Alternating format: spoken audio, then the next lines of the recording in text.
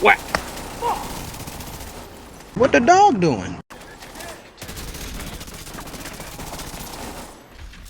I'm fast as fuck, boy. Still fast as fuck, boy. Oh shit, not good. Ah! I'm fast as fuck, boy. Still fast as fuck, boy. Enemy spotted. Whack! Whack! Whack! Whack! Pendejo.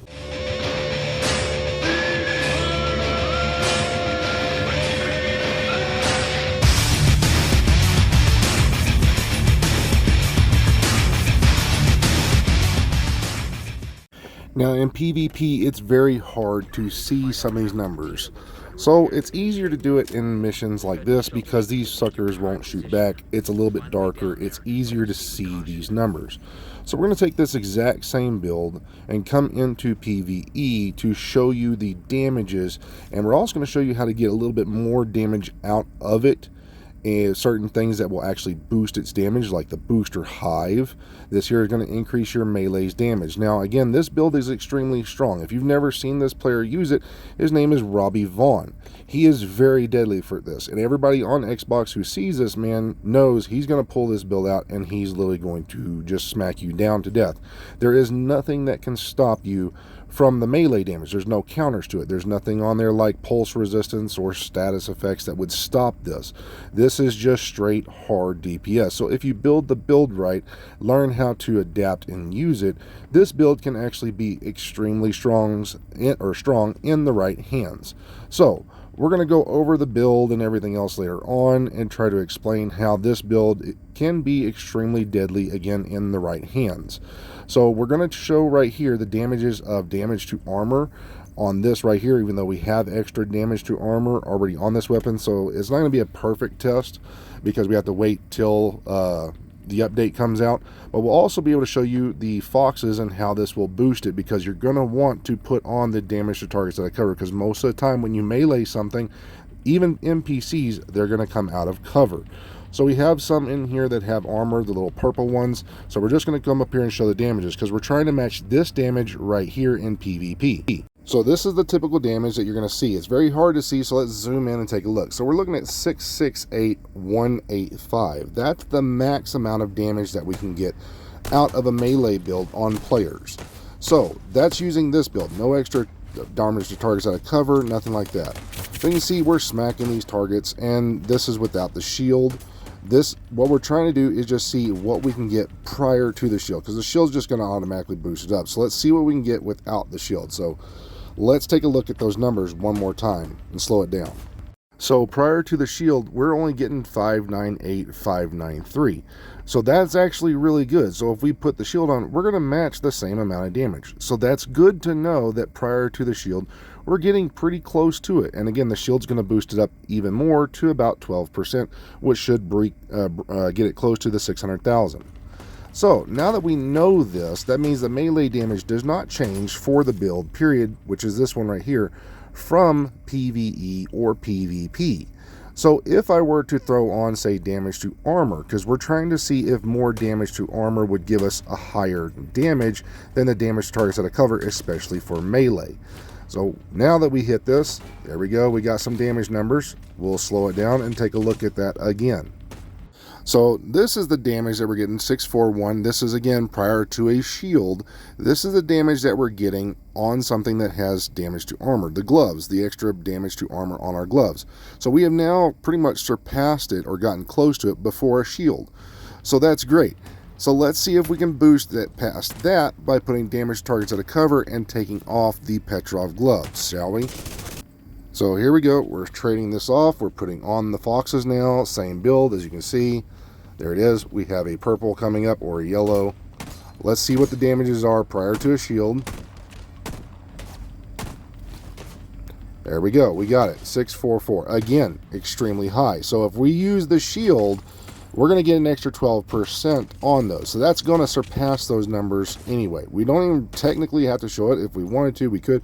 So if we were to combine the two, we could really do a lot of damage, but that takes away from the survivability of the build. So this is where we don't really want it or anything else. We just want to get as much damage as we possibly can, because again, those numbers aren't extremely higher by putting those on. Is it beneficial? No, but it does prove that damage to targets out of cover is going to increase our melee damage. So again, let's take a look at those numbers.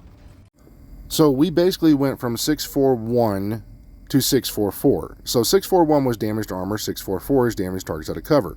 So we will get more, not a whole lot, but more damage from the damage to targets out of cover for our melee. So when we build this later on, especially when the new update comes out, you're going to want damage to targets out of cover on the SMG. That's going to allow you to get the melee damage for builds like this, plus the bullet damage if you're going to use this on, like, say, Hunter's Fury. So that is where we can prove and test that this is what we want on this weapon. Well, because I know there's going to be some naysayers, let's see what the shield will do. Whack. Let's see what the shield does right here on its damage to armor. So it's doing pretty high. We almost hit 700k right there. So let's take a look and see what we maxed out for with everything going. So you can see right here we're hitting for 638. Now we hit for 668 in PvP. That's because we had the booster hive. And you see down here in the orange, I don't have the booster hive. So we can easily match that damage with everything, using the shield, as you can see on the screen, everything, against anything that has an armor piece. So yes, the damages will not change at all from PvP or PvE on this specific type of build. You will see the exact same amount of damages no matter where you take it to. So we now know that this is a base. There is no change to PvP or PvE. There is no taking away where some people say that, oh, you get 33% for this AR or 40% for an AR or whatever. No, melee damage is equal in both. So that is why this build right here, you will get the same damages no matter what you do or put onto this type of build and use against a player. Your melee damage will still be the same that you see in here for your damage numbers as the same for PvP damage numbers.